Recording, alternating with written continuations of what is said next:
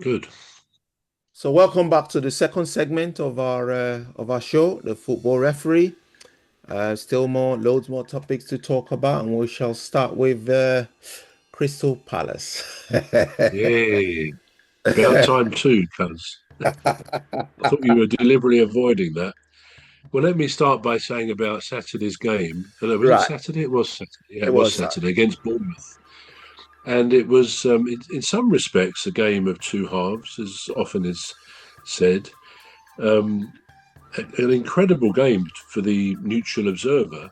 I don't know whether you saw it on Match of the Day or whatever, but I it did, was an yeah. amazing game. Now, let me say right away that Bournemouth are a very good team under their manager, whose name I can't remember, but he's doing a great job there. I think there were some reservations a year or so ago when they sacked Gary O'Neill, who kept them up, and they got this chap. I think he's Spanish, isn't he, the manager? But he's doing a brilliant job, Hmm. and you could see by the way they started off. They started off like a train. I mean, they were so quick. Their players all seemed to be playing what I would call total football. Um, all of them very good on the ball, very quick, and of course they scored fairly early. I think it was the first goal Palace had let in the first half of a match this season.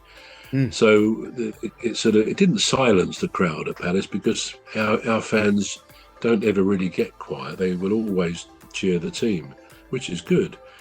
And then so that was there, and of course in the they actually went 2-0 ahead Hmm. subsequently, and you start to think, oh, are we just going to lose this game? Having lost at Everton the previous, well, it wasn't the previous week, was it? Because that was international, the one before. Hmm. So to lose two games, having had a really good start and getting up to the dizzy height of second Hmm. for a little while, it was becoming a bit disappointing. But Palace kept their shape, they kept their determination, and that's what I think people like about Glasner, his tactics and his involvement with the team. He's always made it so that the players know exactly what is expected of them, and that's quite clear. You see that in the way they take up positions. They've clearly done a lot of research on the opposition players, and this is what came to bear. So the first half was very much Bournemouth dominating, and the second half, it seemed to reverse. Palace really got back into the game, and I think as Alan Shearer said on Match of the Day, he said these are two excellent teams, and I think that's what my own perception. Because whatever, as a fan, we say fans are biased in favour of their own team, but to be fair, I always will acknowledge and recognise good players on the opposition side, and we could all see straight away Bournemouth were a side to be reckoned with.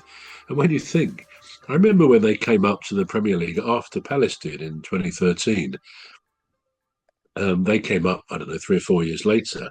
And I remember thinking, because I used to go to Bournemouth years ago um, on holiday sometimes when I was married. We went down there when our children were younger. So I've always known Bournemouth and I got friends down there. So when they came up, I thought, wow, Bournemouth in the Premier League. It seems it's weird, It's a bit like I live in Crawley, and they're in danger of going down to the National League, I think, this season. But when they got up to League One, you think, oh, this is good. Crawley's doing well. The idea of them in the Premier League will be incredible.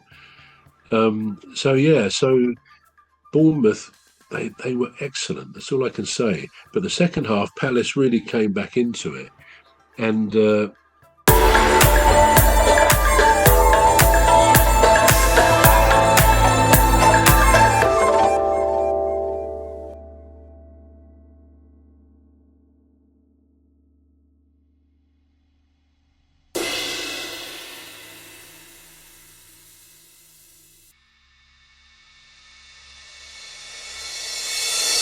of course we scored a goal.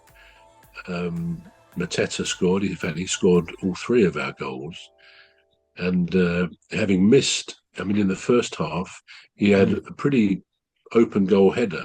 He had someone on him, to be fair, but he put it wide, which really should have scored. And he had another shot in the first half, which he might have done better with. He's a good striker, but he doesn't always convert the good chances. But he's still got 3 goals, and it's not often. It's not often. I think the last time I think I saw a statistic after the game on Saturday that said the last time a striker in the Premier League scored a hat trick at home and didn't win the game was in 2010, something like that. It's a weird statistic. So you would accept if you're at home and your striker gets 3 goals, that you think you probably would win, but it wasn't to be. But it was all very exciting because when we did equalise, so it became 2-2. And then, of course, quite near the end, I think the 88th minute, Bournemouth, not long after we'd equalised, Bournemouth scored. And you can imagine how disheartening it was for that to have happened, thinking, oh, we got back into it and now we're going to lose. Well, there's then 8 minutes, a bit similar to the Liverpool game, I think. 8 minutes extra time was added on. So you then think, oh, we got a chance here. And of course, then with about 3 minutes to go, we got a penalty, which was the ref awarded, but then we had to go through the usual trauma of VAR. Was it actually a genuine penalty? An interesting penalty as well. I don't know whether you saw it, but saw it, yeah. Yeah, I mean, basically, a player pulled down Mark Gay in the penalty area when the corner came over. Now, they were nowhere near the ball, not that matters. Yeah. In fact, I think another Palace player was pulled down, and instantly, what's his name? Yared Gillett, I think his name, the Australian ref, he instantly pointed to the spot, which was then verified, confirmed by VAR.